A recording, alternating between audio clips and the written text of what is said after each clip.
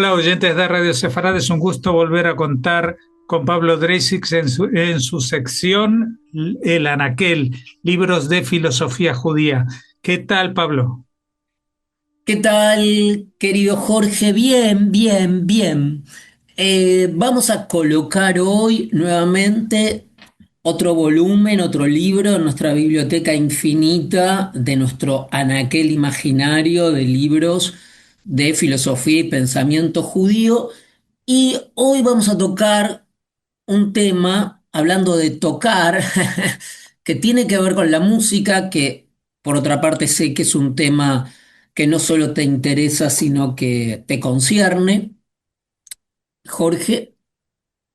Y en este caso es un libro muy particular porque lleva el título en español de La más musical de las naciones, los judíos y la cultura en el antiguo Imperio Ruso. El libro fue editado, si no me equivoco, en el 2010 por Yale University Press. Y el autor es el profesor e investigador James Loeffler, del que ya oportunamente reseñamos otro texto.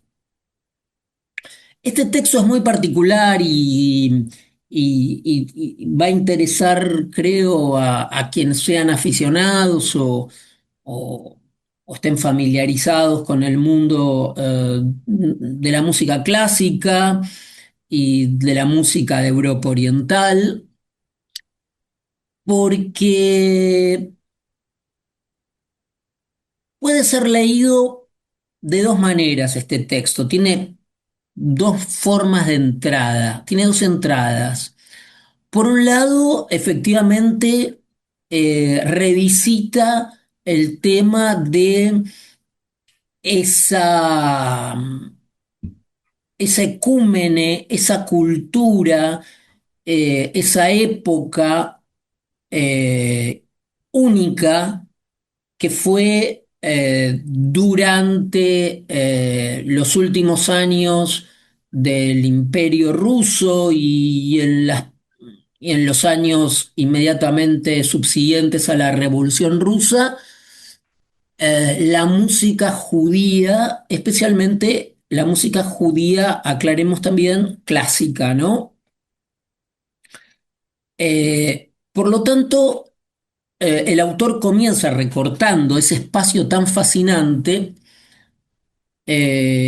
un poco siguiendo una tendencia que hubo en los últimos tiempos de las investigaciones sobre el pensamiento y la cultura judía, que fue desplazarse, moverse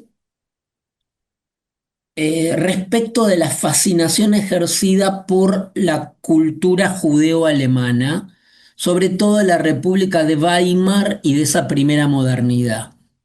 Es decir,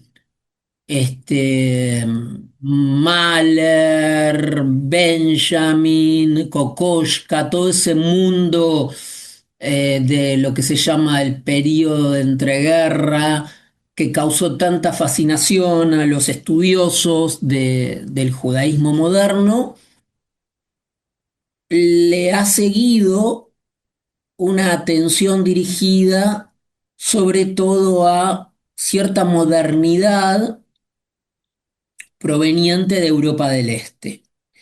Y dentro de esa esfera de modernidad, sobre todo el fenómeno ruso, que en ese sentido se distingue de fenómenos como la cultura judía polaca o la del Imperio Austrohúngaro. El texto comienza con una imagen impresionista, con una descripción fenomenalista de una situación en particular. Todos los martes y jueves por la tarde, nos cuenta el texto, durante la primavera de 1904, el legendario profesor de violín Leopold Auer cruzaba las pesadas puertas dobles de su estudio en la tercera planta del Conservatorio de San Petersburgo. Retengamos lo del Conservatorio de San Petersburgo, agrego yo. Allí cada vez encontraba a los alumnos de su clase avanzada de violín reunidos con entusiasmo, esperando su llegada. Entre los jóvenes alumnos que clamaban por su atención se encontraban Misha Elman, Efrem Zimbalist, Yosef Aharon y una multitud de otros prodigiosos judíos de la zona del asentamiento, ¿no? Esta la zona en que estaban circunscriptos y reservada a la población judía. A años de alcanzar la edad adulta, muchos de estos músicos judíos ya habían empezado a destacar como los violinistas más destacados, valga la redundancia, de su época. A pocas puertas de distancia, en la misma planta, el venerable compositor Nikolai Rimsky-Korsakov pasaba muchas tardes sentado junto al piano en su aula, escuchando atentamente a sus alumnos de composición de último año presentar sus últimos trabajos.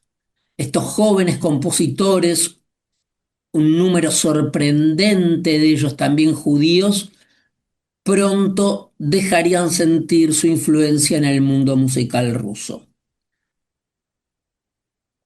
En otras partes del edificio la escena se repetía. Tantos judíos ingresaron al Conservatorio de San Petersburgo durante las dos primeras décadas del siglo XX que un chiste popular afirmaba que era la única escuela de Rusia con un cupo que limitaba el número de estudiantes no judíos. Dicho esto, con este impresionismo, esta descripción, dije retengamos el Conservatorio de San Petersburgo porque fue fundado nada más y nada menos que por Anton Rubinstein, un gran músico judío, y eso solo da cuenta de este fenómeno que nuestro autor, el profesor James Loeffler, describe con tanta sutileza, pero no solo lo describe, sino que le sirve para discutir el rol de la modernidad rusa. Pensemos en el teatro, en Meyerhold, pensemos en el ballet. Por un lado, en los estudios culturales, los llamados estudios culturales, cada vez se subraya más el papel jugado por las vanguardias rusas en la modernidad, que habían sido como olvidadas, reservando el lugar de la modernidad, como dije antes, sobre todo a los intelectuales judeo-alemanes, y reivindicando este lugar particular, ¿no? Hay un autor que es clave en esto y traductor del hebreo y del yiddish, Benjamin Harshaff, que también ha estudiado el tema, aunque nuestro autor plantea sus disidencias con Harshaff. Em, Decíamos San Petersburgo como el lugar más destacado por el conservatorio, pero también hay que hablar de los músicos de Odessa, ¿no? Odessa y los músicos de Odessa casi se convirtió en un sinónimo, ¿no? Em, por supuesto que esta presencia de judíos en los conservatorios de música en Rusia se da sobre todo, la lista es interminable, Elman, Zimbalist, Chaya Heifetz, Sergei Koussevitzky, Vladimir Horowitz, David Oistrakh y Kissing. Un catálogo y una lista innumerable. Pero lo que es interesante, estas cuestiones, ¿no?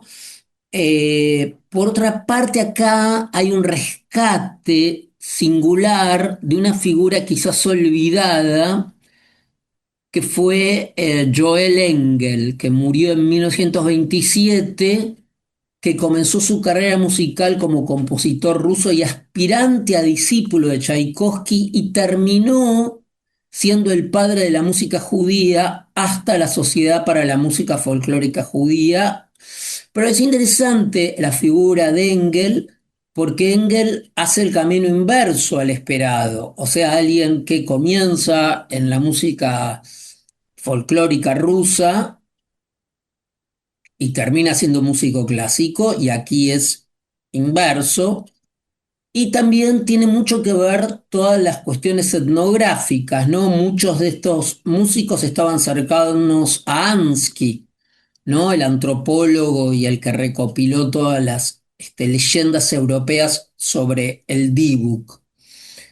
De modo que eh, agitar, desempolvar esta lista frente a la abrumadora lista de músicos judíos alemanes que van desde Felix Mendelssohn hasta Arnold Schoenberg.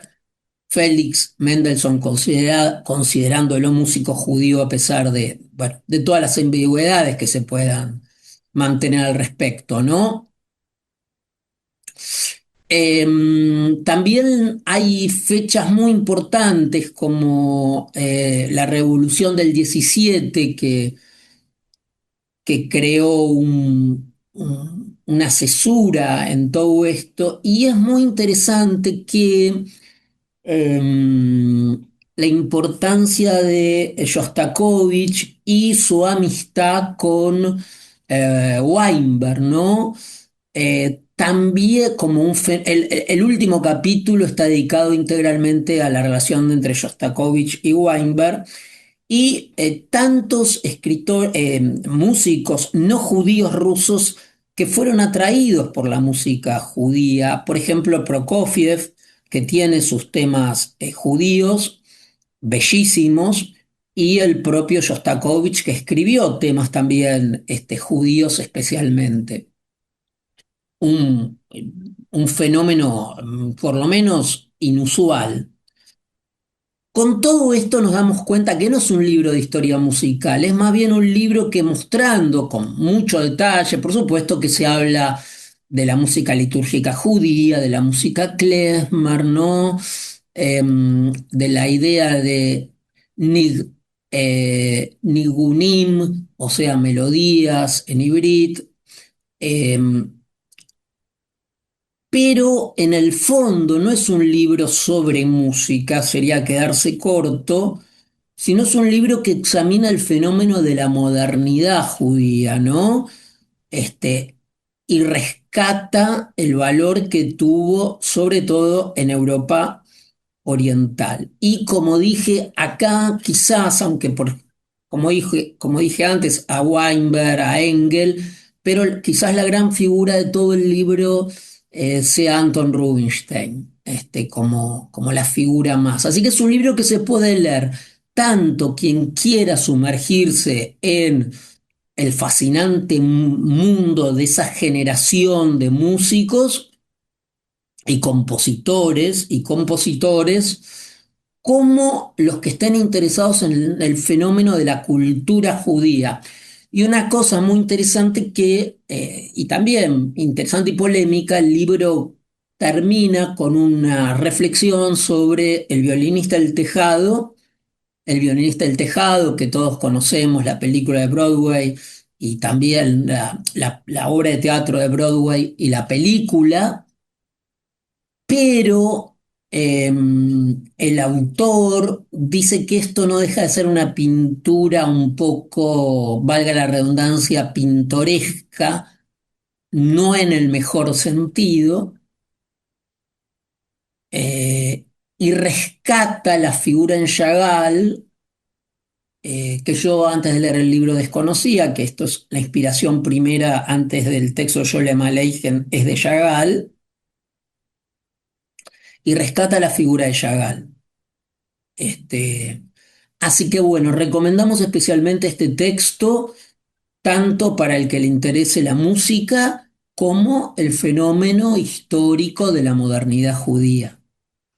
Pues sin duda es una buena recomendación, excelente en mi caso por el tema que se trata y los nombres que mencionaste, que todos ellos los hemos recorrido en programas especiales en Radio Sefarad y que forman parte de esa herencia musical judía. Muchas gracias por habernos atendido, Pablo Dreisig, y hasta la próxima entrega. Gracias a ti, Jorge.